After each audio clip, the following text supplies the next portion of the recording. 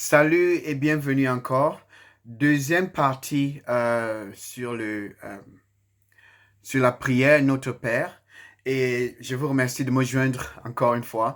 Ça ne va pas m'être long, cette deuxième partie, mais je vais reprendre sur ce qu'on parlait, sur le pardon. Pardonne nos péchés, nos offenses ou bien notre dette. Comme nous pardonnons à ceux qui nous ont offensés, qui sont endettés et ceux qui ont péché contre nous. Jésus nous a pardonné une fois pour toutes. Quand toi et moi, nous commettons un péché, nous ne sommes plus condamnés parce que Jésus a payé le prix, il nous a justifiés, nous sommes droits devant Dieu à travers Jésus-Christ, à travers le sang de Jésus. Son sang a coulé, il nous a nettoyés. En fait, il a même nettoyé notre conscience. Hébreux chapitre 9, verset 14. Donc, c'est très important qu'on essaie de se rappeler de ces versets. Donc, il nous a nettoyés. Nous sommes maintenant nettoyés.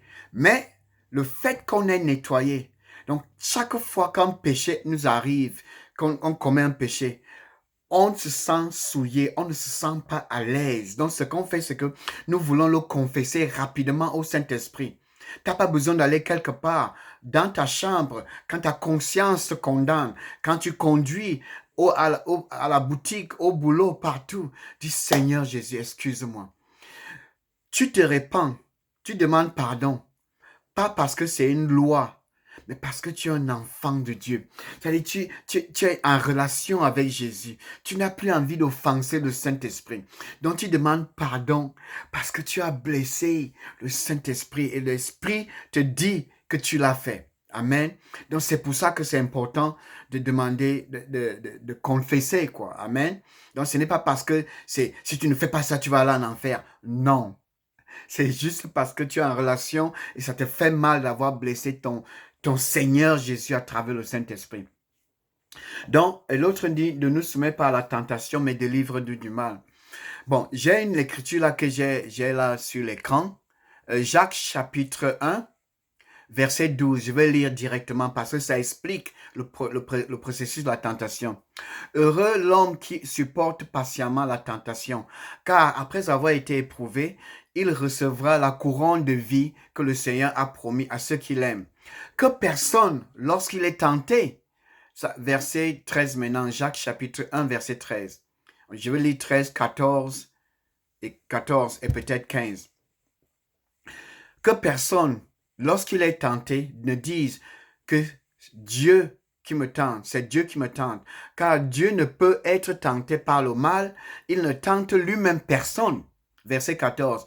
Mais chacun est tenté quand il est attiré et amorcé par sa propre convoitise. Mes frères et sœurs, par sa propre convoitise, puisque la convoitise, lorsqu'elle a conçu, enfante le péché. Et le péché, étant consommé, produit la mort. Amen. Voilà donc le principe, quoi. Dieu ne tente personne, donc il ne nous conduit pas à la tentation, il ne délivre pas la tentation. En fait, il nous protège, quoi. La prière, c'est juste pour que Dieu nous donne la grâce de nous protéger quand nous traversons ces moments. La tentation va venir, mais nous devons résister à la tentation en implorant la grâce de Dieu. Amen. Donc, ne nous soumets pas à la tentation, délivre-nous du mal. Nous avons été délivrés du mal. Le mal ne peut plus nous atteindre parce que nous sommes dans l'Esprit Saint. L'Esprit Saint nous habite. Alléluia. Donc, voilà donc ce que je voulais dire à propos de cette prière.